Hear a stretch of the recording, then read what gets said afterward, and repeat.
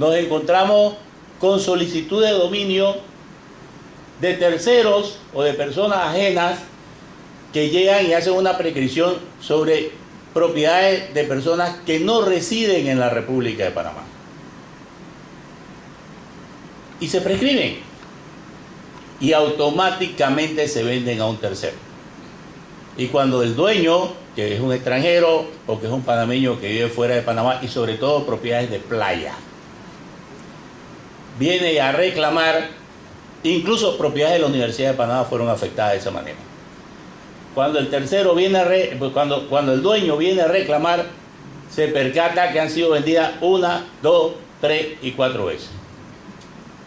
Y hay terceros de buena fe, y hay un gran hotel o un gran consorcio o lo que ustedes puedan imaginarse.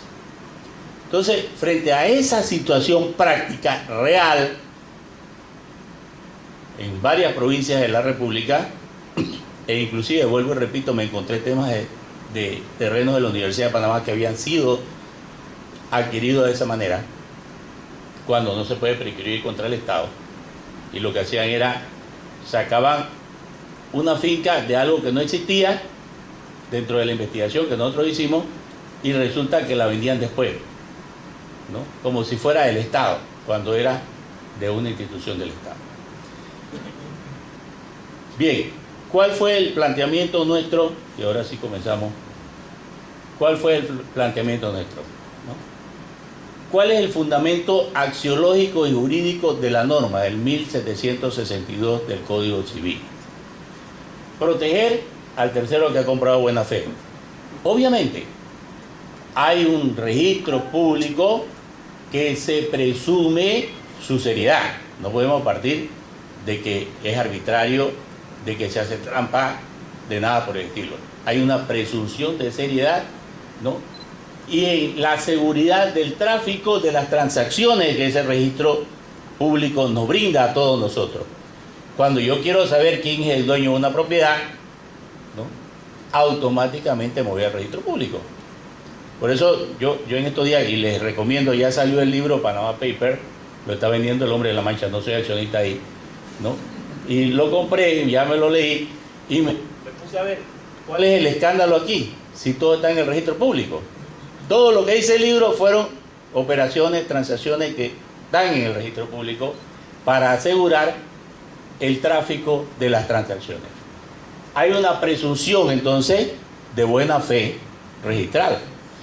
Todos creemos, o debemos creer, salvo prueba en contrario, que lo que hay en el registro público es cierto, es correcto. Eso es lo que es, ¿no? Y quien aparece como dueño es su dueño verdadero. Pero hay otro problema. ¿Cómo se adquirió ese bien? ¿Cómo llegamos allá? ¿No? Esa prescripción fraudulenta, que inclusive ha habido casos, aquí hubo un caso del Corredor Sur, que también lo estudié, donde se demostró que los testigos que habían sido utilizados para la prescripción del terreno eran falsos, pero ya se había vendido un tercero de buena fe, ¿no? Entonces, la protección al tercero germano, ¿no?, que es inatacable, se sustenta ¿en qué? En la confianza, en la apariencia de buen derecho, en la apariencia de la buena fe registral. Ese es el fundamento de la norma.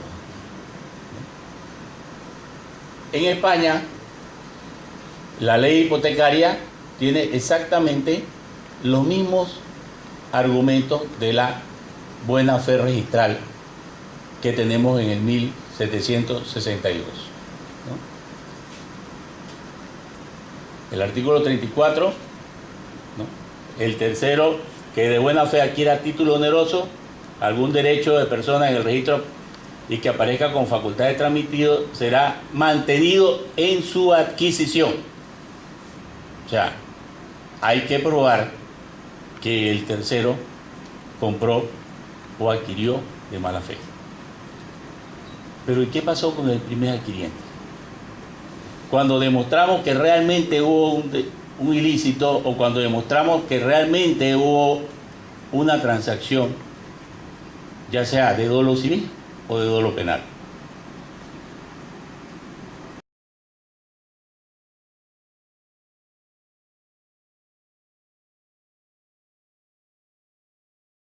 inscritos que sean nulos o anulables conforme a la ley.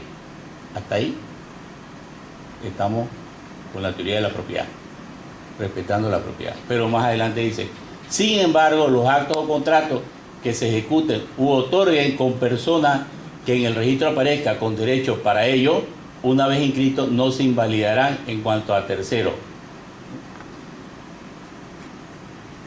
¿Qué es lo que ha dicho la jurisprudencia al respecto? Ha dicho que el tercero es adquirido de buena fe. No habla del adquiriente originario, no habla del adquiriente originario, que ese título adquirido por el tercero haya sido inscrito en el registro público, ¿verdad? Obviamente, y que se le haya comprado a la persona que aparecía en el registro público, que esta persona puede ser aquel que prescribió fraudulentamente, ¿no? Que la adquisición sea a título oneroso, aunque la norma no lo dice expresamente, pero la Corte sí lo ha dicho, ¿no? Y en este caso, ¿a quién sacrificamos? Al propietario que fue despojado, protegemos al tercero, pero perjudicamos al verdadero propietario. Y mientras yo hacía esta investigación en curso de doctorado, conocí no un caso, conocí casos en Boca del Toro, en Chiriquí, en Coclé, en el Valle de Antón, la playa de Coclé, en el Valle de Antón, ¿no? Donde los verdaderos propietarios decían, ¿cómo es posible? Pero si yo no le he vendido esto a nadie, yo he pagado mis impuestos y me prescribieron. Hubo un caso que el señor estaba al día en su impuesto de inmueble y le habían prescrito la propiedad, y el hecho de pagar el impuesto de inmueble demuestra el dominio, interrumpe la prescripción. Y como le dije, casos en que incluso se prescribieron tierras del Estado, que son imprescriptibles, ¿no? Lo que hacían era que la sacaban como una como un título de dominio nuevo, se adjudicaban y se vendían automáticamente. Entonces esto convalida situaciones que pueden ser delictivas. ¿Cuál es nuestro planteamiento? Nuestro planteamiento es que hay un derecho de propiedad que hay que proteger. Y el derecho de propiedad está en la Constitución. La buena fe registral está en el Código Civil. Y este planteamiento, vuelvo y repito, deviene del planteamiento que en los estudios nosotros encontramos en la Corte, en la Sala Penal de la Corte Suprema de Costa Rica. Pero aquí en Panamá, nosotros encontramos fallos, encontramos 3 fallos del magistrado Aníbal Salas Céspedes, ¿no?, como magistrado de la Sala Penal, donde decía que el derecho de propiedad estaba por encima de la buena fe registral, y un par de fallos del segundo Tribunal Superior en este sentido, ¿no? ¿Cuáles son los derechos que están en conflicto? Bueno, la buena fe registral del Código Civil, el derecho de propiedad de la Constitución Nacional. ¿Cuál es el argumento que se utilizó o que utilizamos para contrariar, ¿no?, que a través de mantener el principio de la buena fe registral, indirectamente y a través de la ley, podemos estar auspiciando actividades de carácter ilegal? Actividades de carácter ilegal. Porque fíjese, los tribunales han llegado a decir, es nulo el acto primario. Y los profesores de Derecho Civil aquí no me dejan mentir. Si el primer acto es nulo, los demás actos lo deben ser. Sin embargo, en este caso no lo es. Los tribunales han dicho, el primero es nulo, pero como el otro comprador, el tercero es de buena fe, ese no es nulo. Entonces, estamos en contra de las propias teorías que nosotros hemos ido indicando, ¿no? Ya me dijeron que me faltan 5 minutos, ¿no? El principio primero en tiempo, primero en derecho. El propietario debe tener el primer derecho siempre, por encima del tercero, inclusive de buena fe registral. Aquí hay una responsabilidad también del propio Estado, porque el registro público no es una institución privada, es una institución estatal, y el Estado es solidariamente responsable de los actos, acciones o omisiones que hagan sus representantes, ¿no?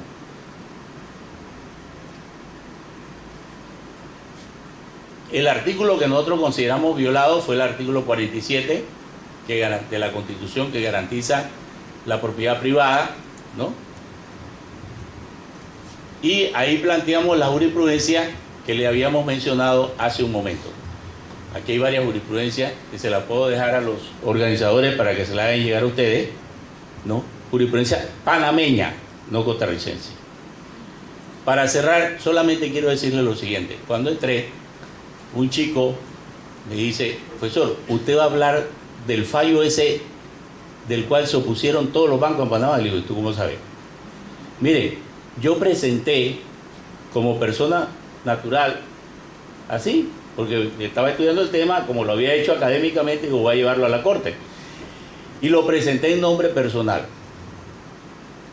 Y todos los bancos de la República de Panamá, sin excepción, y toda la firma grande, exceptuando una, fueron a alegar durante los 10 días en contra de lo que yo estaba diciendo. Y yo dije: tengo razón, porque hay un interés económico, financiero, que me está demostrando que tengo razón, ¿no? Y me llamó la atención y me dice: muchacho, profesor, lo que pasa es que yo lo vi en la Gaceta y le he dado seguimiento.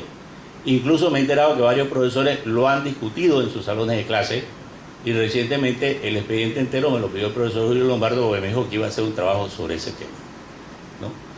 Entonces, quiere decir que sí hay una realidad que debemos reenfocar, ¿no?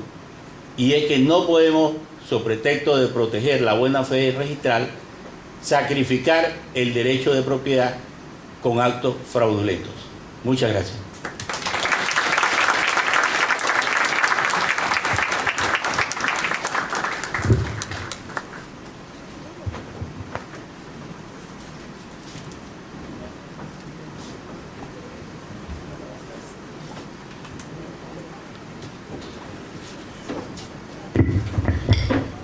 Muchísimas gracias al licenciado Osvaldo Fernández.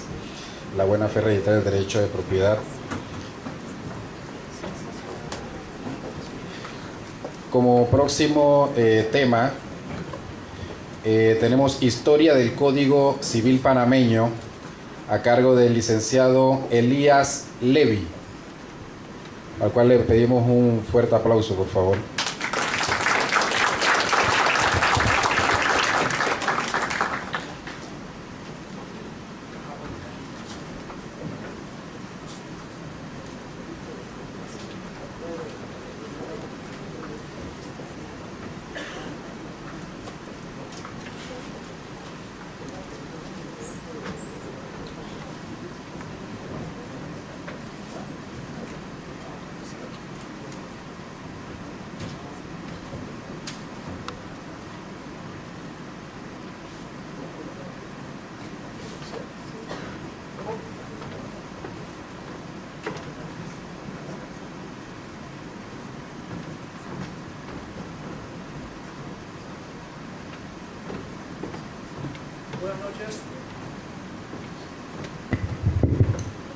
Buenas noches, señores miembros de la mesa principal, honorable magistrado presidente de la Sala Civil de nuestra Corte Suprema de Justicia, Hernández León Batista, señor decano encargado, Tiburcio Rodríguez, expositores, profesor Nelson Carreño, profesores, estudiantes, amigos todos. Primeramente quisiera compartir un poquito que el tema que tenía yo preparado, que tengo preparado, es un poco más extenso. Son cerca de 2500 años de evolución del derecho civil, que es el derecho civil desde Roma hasta las Américas. Y la tarea me ha tocado es resumir esos 2500 años en cerca de 20-25 minutos, que es lo que voy a tratar de hacer. Entonces, con la venia y el permiso de la mesa principal de los estudiantes, voy a tratar de hacer un recuento histórico que lo cual es, como ya dijo el profesor Carreño, un poco aburrido y a otras personas no les gustaba la historia, en un tiempo, y que sea de una forma fácil, entendible y amigable para todos los estudiantes y los que nos están escuchando. Primeramente quiero ver que dentro del campo del derecho, el derecho civil o el ius civile, es un área del derecho que en general se encarga de regular a las personas, la familia, la propiedad, las cosas y los bienes. Sin embargo, como ya lo han dicho anteriormente por encima, para su estudio y comprensión, los componentes del derecho civil se estudian por separado. Comenzando así, tengo que retrotraerme a la antigua Roma. Esto es del año 753 a.C. a el año 476 de la era común. En la antigua Roma se distinguía entre el ius civile y el ius gentium o el derecho natural. El primero se refiere al usado por los ciudadanos romanos, entendiendo no como una imposición, sino como un privilegio de ser ciudadano romano. No cualquiera era sujeto del derecho civil. Ese privilegio lo tenían los senadores y administradores, los nobles y los plebeyos. Por otro lado, los esclavos puestos en libertad, así como los extranjeros y las mujeres, no eran considerados ciudadanos en la antigua Roma. Por otro lado, el ius gentium se refiere al derecho común a todos los hombres sin distinción de nacionalidad. El ius civile, como derecho de cives, el derecho al ciudadano romano, no se identificaba plenamente con lo que hoy conocemos como derecho privado. Es cierto que la construcción romana desarrolló de preferencia las instituciones privadas, pero dentro del ius civile hay instituciones que son extrañas a lo que hoy conocemos como el derecho privado, que son, por ejemplo, las de carácter penal, procesal, las administrativas y políticas. Dicho de otra forma, el derecho civil en Roma incluía el derecho administrativo, el derecho político y el derecho penal. El ius civil, en su sentido propio y originario, sería el ordenamiento tradicional que habrían adoptado los grupos primitivos romanos reunidos en una comunidad política, y estaría constituido por una serie de principios fundamentales establecidos por la jurisprudencia religiosa y luego laica de los prudentes. ¿Se escucha bien? Perfecto. Este núcleo de principios tradicionales se va ensanchando a lo largo de la historia del derecho romano, haciendo un nuevo derecho civil, constituido ya, ahora sí, por las leyes, plebiscitos, senados consultos y decretos de los príncipes. Al mismo tiempo, el viejo y tradicional ius civile experimentó la influencia de los ius gentium y de los ius praetorium. Y todos estos derechos van a confluir convirtiéndose en lo que se llamó el derecho civil en la compilación de Justiniano. Uno de los primeros textos legales que contenían normas para regular la convivencia del pueblo romano era la Ley de las 12 Tablas. La elaboración de la Ley de las 12 Tablas se produjo a mediados del siglo V antes de la Era Común. Estas leyes se publicaron inicialmente en tablas de madera y con posterioridad se publicaron en planchas de bronce expuestas en el foro, para que no se dijera en un futuro, que no se dijera que los patricios usaban a su favor la ignorancia de los plebeyos sobre el texto de las tablas. Estas leyes eran aplicables a todos los ciudadanos y fueron las bases del Imperio Romano, pues regía para todos en cualquier rincón del imperio.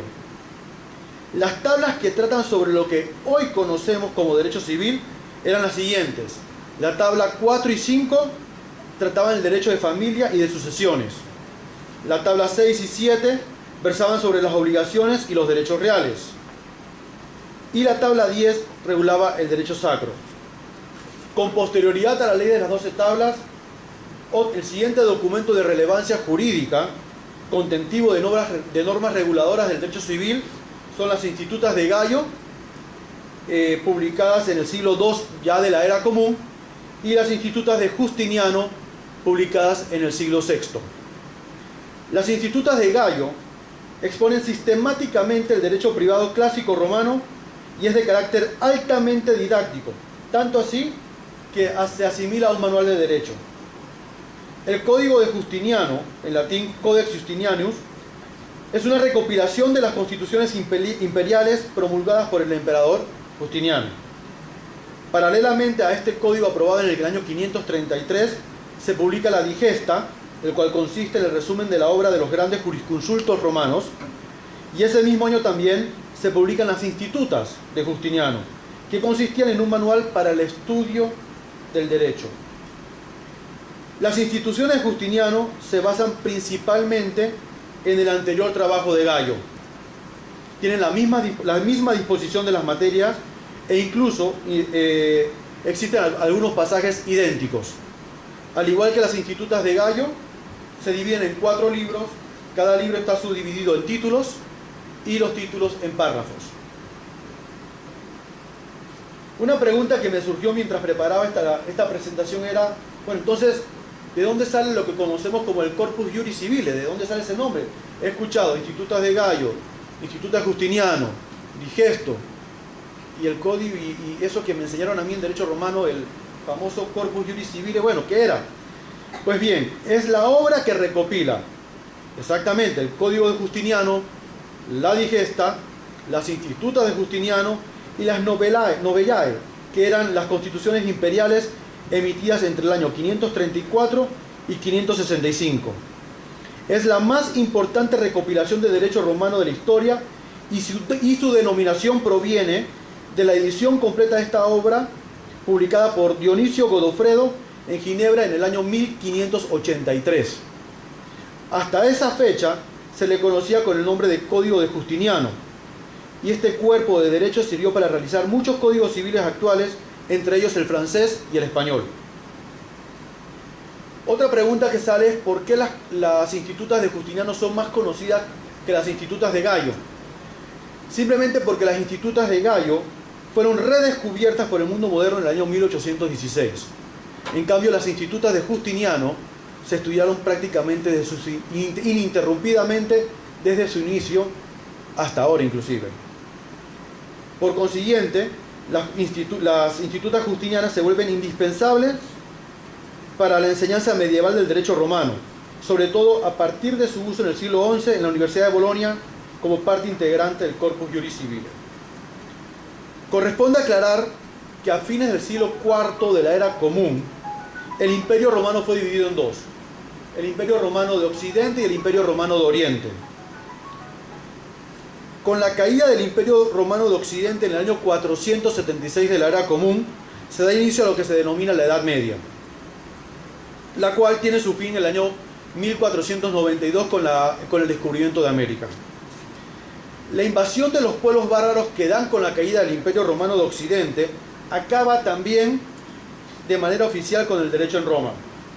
Sin embargo, el derecho romano seguía sobreviviendo en la práctica de los pueblos dominados y con gran influencia en las leyes de los pueblos invasores.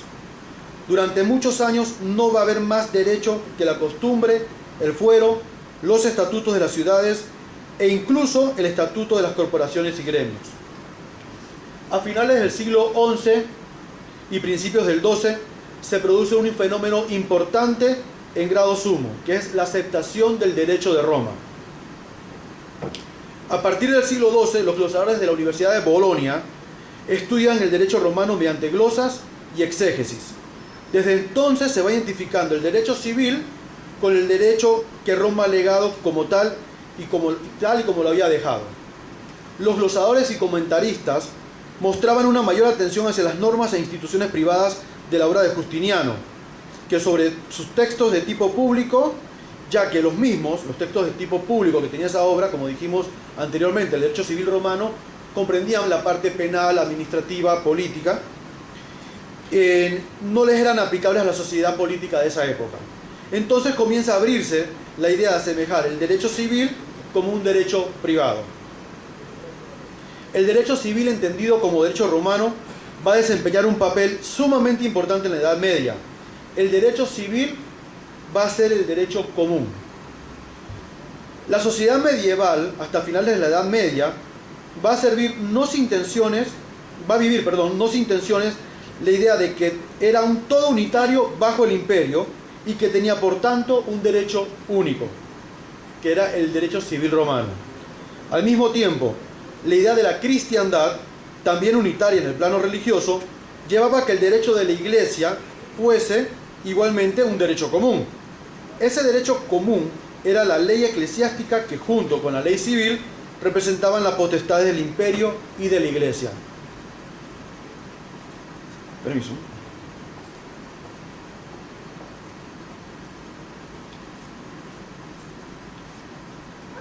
En ese contexto, el derecho canónico adquiere una importancia relevante a partir de las decretales de Gregorio IX en el año 1234 y se estudiará intensivamente.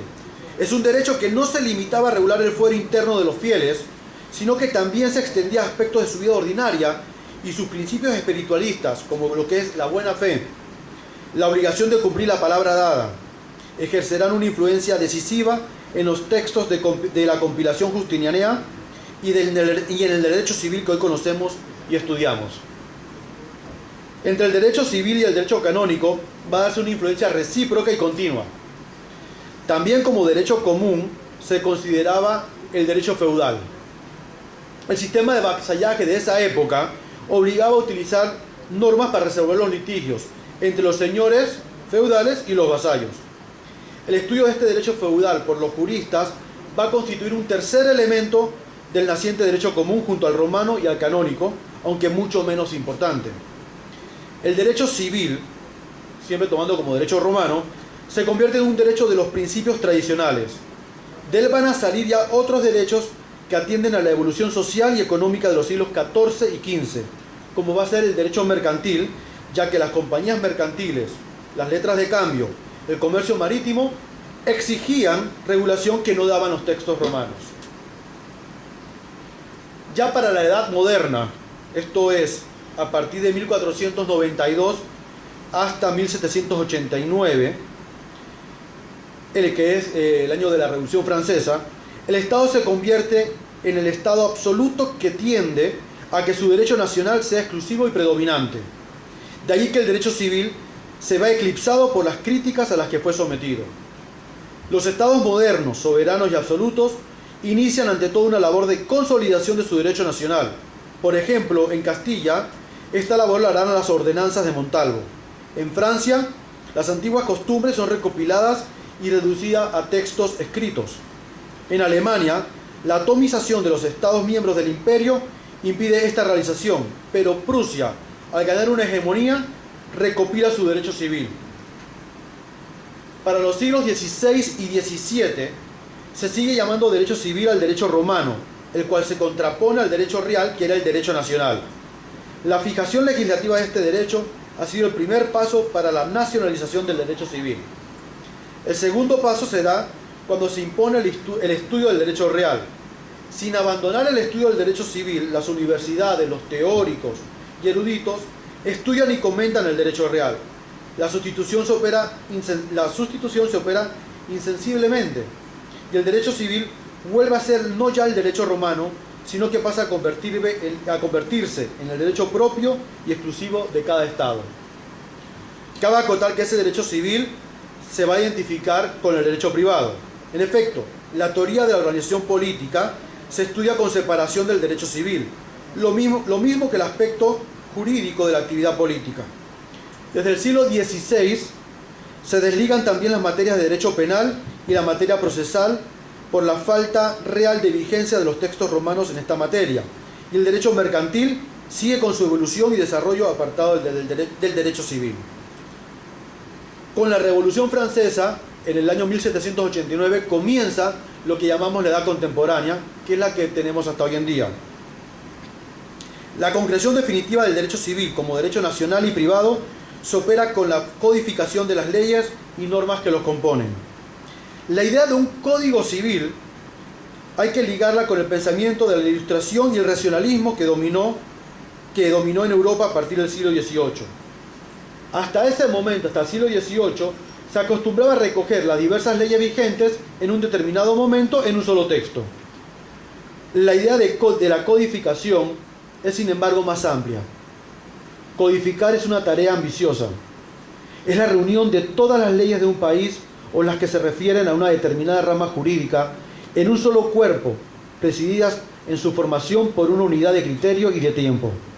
En ese sentido, un código civil es un cuerpo de leyes racionalmente formado y asentado sobre unos principios armónicos y coherentes. Es decir, había una necesidad de que cada Estado ordenase sus normas de forma simple y coherente, evitando posibles conflictos y contradicciones entre las nuevas leyes y las ya caídas en desuso. Allí la codificación le empieza a brindar una seguridad al sistema. Para fines del siglo XVII, Prusia ya contaba con un código, el denominado Derecho Territorial General de los Estados Prusianos. También a finales del siglo XVIII se inicia en Austria la labor codificadora. Para el siglo XIX, voy volando por los siglos, florece el fenómeno codificador. Se inicia con el Código Civil francés llamado Código de Napoleón o Código Napoleónico, promulgado el 21 de marzo de 1804. El Código de Napoleón es una obra de enorme influencia en el mundo, sobre todo en el siglo XIX. Fue el vehículo de las ideas de la Revolución Francesa. En ese texto se afirma la preponderancia del individuo, de su igualdad ante la ley, independientemente de su condición social y de su libertad. Y de allí que sus pilares básicos sean la libertad contractual, el carácter absoluto del derecho de la propiedad y la responsabilidad civil basada en la culpa. El matrimonio se le sustrae a la Iglesia, adquiriendo a la institución un carácter laico y fundada en el contrato, así como el registro de los estados civiles, organizándose y regulándose detalladamente en el registro civil.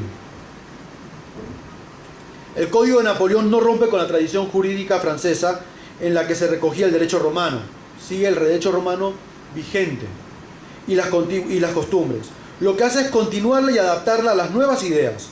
Es una sabia combinación de tradición, principios racionales y revolucionarios. Paralelamente al Código francés, se empezaron a codificar las leyes en distintos países o reinos. En Austria, en 1811, se sanciona su Código Civil. En Alemania viene un caso interesante, que nada más les voy a dejar los dos criterios y cada uno tendrá su análisis. El problema de codificación en Alemania se plantea desde un punto de vista distinto al francés, debido a la carencia de una unidad política en Alemania. A principios del siglo XIX se suscita una famosa polémica entre Savigny y Thibaut, disculpen si pronuncié mal el nombre Thibaut, en torno a la conveniencia de la codificación. Este último publicó en el año 1814 un trabajo sobre la necesidad de un código civil para Alemania, sosteniendo la conveniencia de redactar un código sobre el modelo francés inspirado en la razón que pudiera constituir el vehículo para conseguir la unidad en Alemania. Por el contrario, Savigny le replicó en su obra De la vocación de nuestro tiempo para la legislación y para la jurisprudencia, sosteniendo que el derecho es sustancialmente un producto histórico y una obra del espíritu del pueblo, y no un producto de laboratorio como sería un código civil. Finalmente, estamos hablando de esto sucedió en 1814. Finalmente, el Código Civil alemán, que se crea a través de dos proyectos y se promulga en 1896, para comenzar a regir a partir del 1 de enero del año 1900. Es, junto con el Código Civil francés, el prototipo de los códigos civiles modernos europeos. El Código Civil alemán ha influenciado en otros códigos del centro de Europa y en algunos códigos americanos como el de Brasil.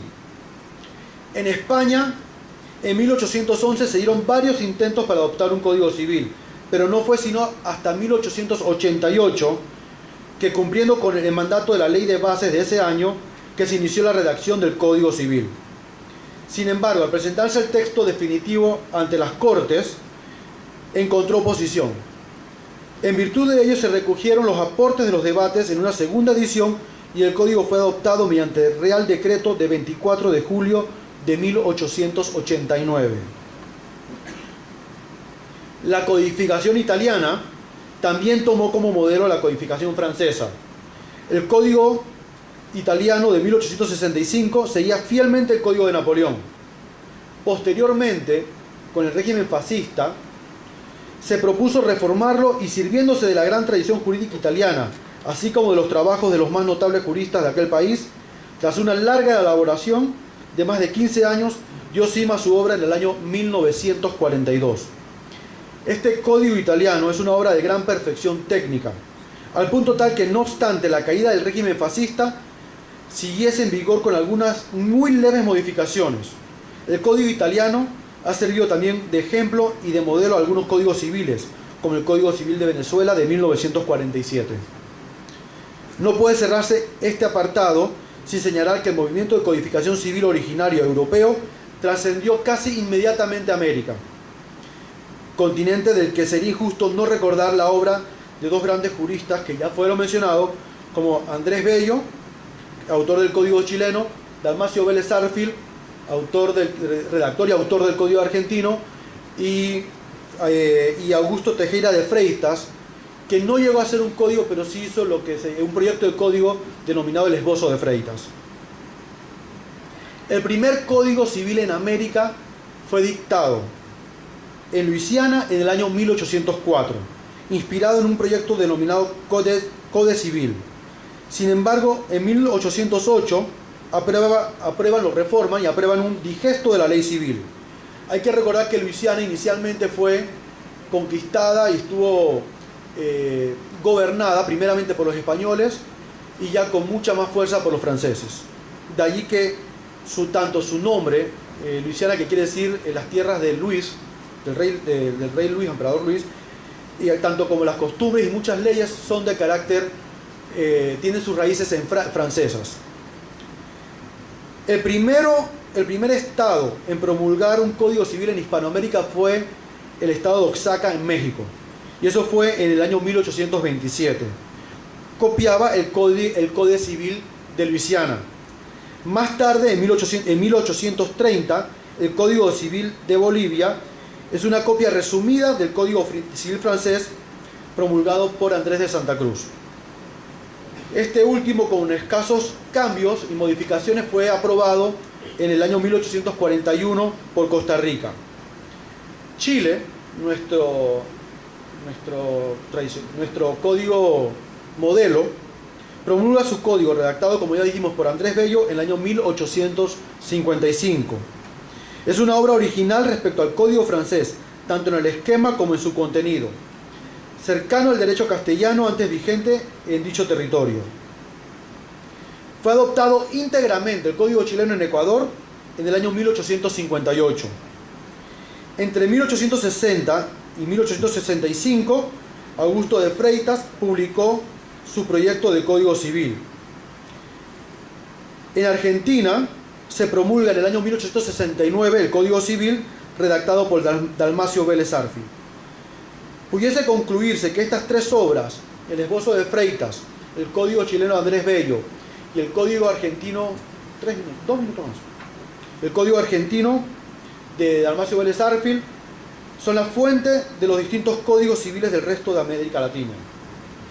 Tomando este antecedente, El Salvador aprueba su código en 1859, Venezuela 1862, Nicaragua 1867, Uruguay y Panamá en 1903, tomando el Código de Colombia. El 22 de agosto de 1916, mediante Ley 2, la República de Panamá decide adoptar un nuevo Código Civil en reemplazo del que tenían vigente en 1903, inspirado en el Código Civil colombiano y en el Código chileno de Andrés Bello, con lo que podría considerarse terminado el periodo de las codificaciones en Iberoamérica.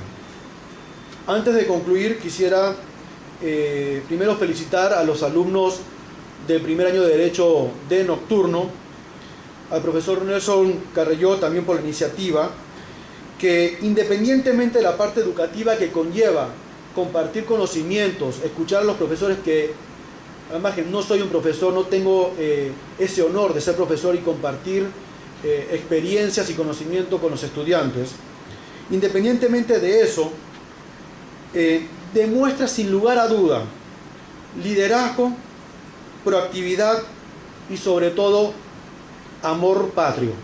Nunca lo pierdan. Muchas gracias.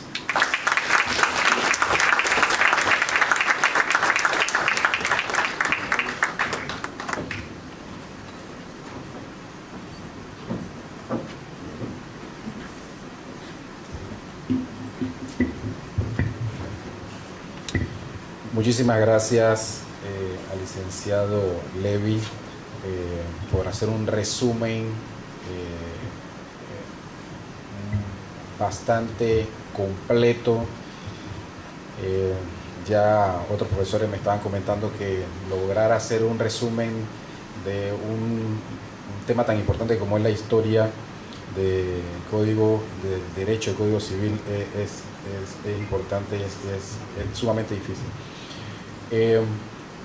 Quería decirle unas palabras acerca del siguiente expositor que tuvo, parece un problema técnico con la presentación, lo está solucionando, y entonces nosotros vamos a continuar con el programa y el siguiente expositor.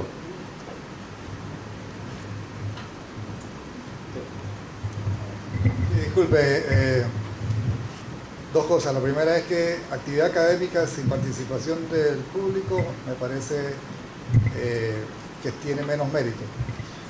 Quiero abrir la palabra para que cualquiera que quiera hacer una pregunta a los expositores anteriores, excepto al profesor Jacinto Pirosa, que se ha retirado, pues aprovechen el momento. Y dos, el profesor Osvaldo Fernández me ha pedido que haga este break en este momento porque se debe retirar por actividades propias de su, ¿puedo decir?, de su candidatura. Así que este es el momento para que hacer preguntas. Por favor, cualquiera que desee hacerlo, le damos la oportunidad para que, con mucho gusto, le haga preguntas al profesor Osvaldo Fernández en su tema de registrar y al profesor, al amigo Levy, que dice que no es profesor, pero tiene todas las características de un docente. Aprovecho también la oportunidad para felicitarlo por tan brillante exposición que logró, pues, aglutinar en un pocos minutos materia tan densa y tan extensa.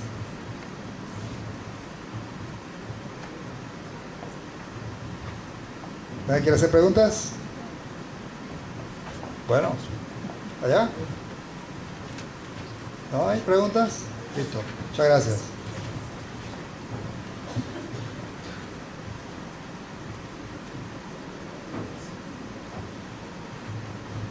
Vamos a aprovechar para darle un certificado de reconocimiento. Después una pregunta al licenciado Fernández. Por supuesto. Pues gracias por... Disculpe... Hola. Sí. Disculpe el atrevimiento para hacer una pregunta, pero me gustó muchísimo las experiencias que ha compartido con nosotros y y hemos visto una dicotomía muy singular, que es la de la parte del derecho de la propiedad sobre el tercer adquiriente de buena fe. Ambos perjudicados de una u otra forma. Entonces, siguiendo con el criterio de lo que es la parte del derecho de propiedad, que prevalece sobre cualquier ley, cualquier código, de acuerdo a la pirámide kelseniana. Ese derecho que ha sido vulnerado fraudulentamente, que podemos conseguir condenas a través de sentencias penales, ¿cómo quedaría entonces ese tercer adquiriente que realmente lo adquirió de buena fe? ¿En dónde esta persona consigue poder resarcir los daños que a él le han causado? Porque el propietario original es muy fácil. Me devolviste, contraté a los abogados que están estudiando acá, me devuelven el bien, estoy tranquilo. ¿Qué pasa con ese tercer adquirente? Pasa exactamente lo mismo. Tiene que contratar a un abogado, repetir contra el que lo estafó, contra la persona que hizo el acto ilícito, y que fue lo que le dije yo a los abogados de la asociación bancaria, porque incluso me invitaron a conversar el tema, ¿no? Tiene que ser exactamente lo mismo. Lo que no podemos es sacrificar el derecho de propiedad. Miren, este trabajo no fue un trabajo teórico, esto fue un trabajo teórico práctico.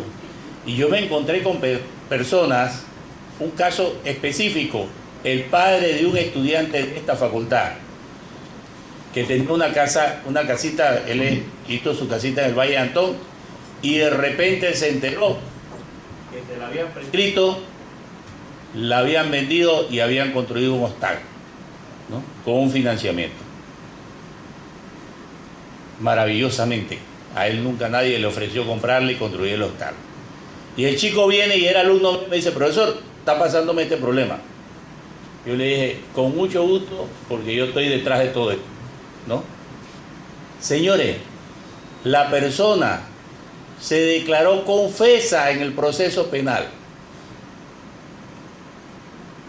Porque le pusimos, en ese momento era acusación particular, no había querella, ¿no? ¿Y qué ocurre? Que en el proceso civil la juez dijo, es cierto, el primer acto es nulo, pero hay un adquiriente, porque yo preví varias declaraciones, ¿no?, en mis pretensiones. Y una de ellas obviamente iba dirigida contra el tercero comprador de buena fe, y que en este caso yo tenía mucha duda de que fuera de buena fe, pero en la mayoría de los casos sí lo son, ¿no? Pero ese señor tiene que contratar a un abogado licenciado Levy, como lo tiene que hacer el dueño también para pelear, ¿no? Igual derecho, pero el primero tiene el primer derecho y el primero es el propietario. Y ese doctor perdió su propiedad. Y con un vendedor que confesó ante la autoridad penal la comisión de un ilícito que fue presentado ante la juez civil, y la juez civil me dijo, no puedo hacer nada. Como quiera que yo andaba detrás de estos casos, en Chiriquí tuve una experiencia, busqué otra firma, otra persona que lo llevara y otra firma de abogado que lo llevara a casación, y lo ganamos. Y lo ganamos no porque nos fuimos por el tercero de buena fe, lo ganamos porque dijimos que había un problema de inscripción registral y que había un traslape. O sea, utilizamos un subterfugio jurídico y lo ganamos, ¿no? Pero yo no aparecía enfrente, porque si yo aparezco enfrente ya todos los bancos saben qué es lo que yo estoy. Mire, yo me quedé asustado. Yo no sabía que era tan importante. No, lo importante no era yo, era el tema, ¿no? Era el tema. Y me llamaron a la asociación bancaria y me dijeron, ¿cómo se te ocurre? Tú sabes el desorden y el desastre que se va a formar en este país. Y la única firma que no se opuso me dijo, nosotros no nos vamos a poner porque ya suficiente tienes en contra. Y solamente hubo 2 abogados por ahí perdidos que fueron a alegar a favor mío, que no sé cómo se enteraron. Entonces es un problema serio, porque estamos jugando con sentimientos. Yo me acuerdo cuando yo vi a ese muchacho, estudiante mío, con su padre, haber perdido una propiedad. Y él me dice, licenciado, yo tengo 20 años de tener esa propiedad y nadie me ofreció comprármela para hacer el hostal, ¿no? Y como eso puedo narrar muchos casos de los cuales yo... Y al final terminamos diciendo que el 1762 está por encima de lo que dice la Constitución. Dígame.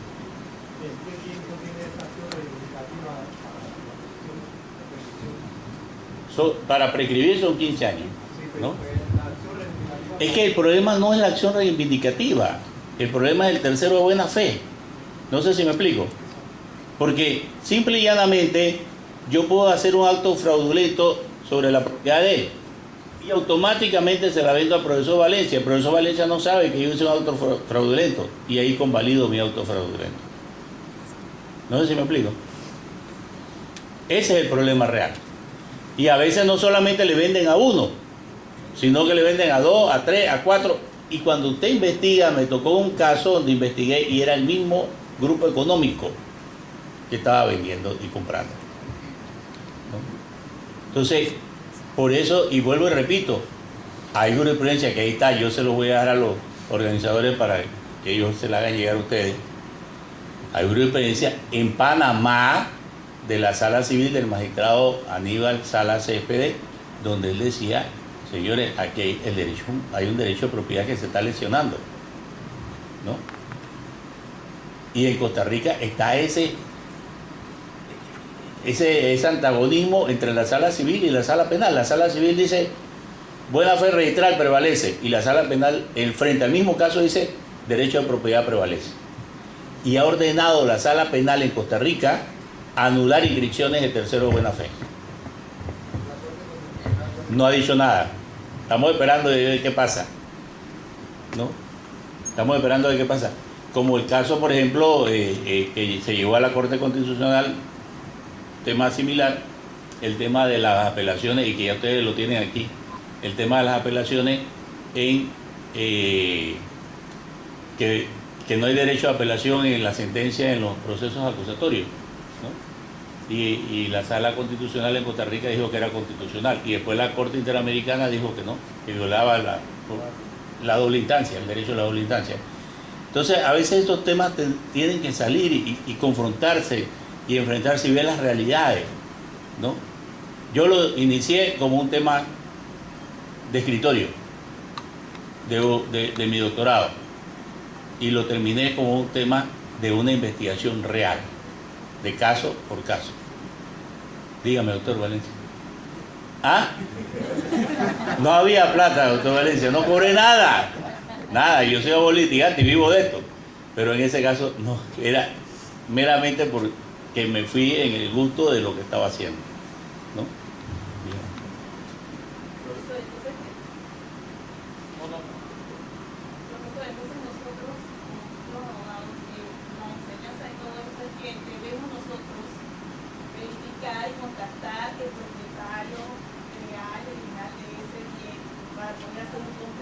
No, es que se hace, es que el propietario aparece. El propietario aparece. No, es que es muy difícil.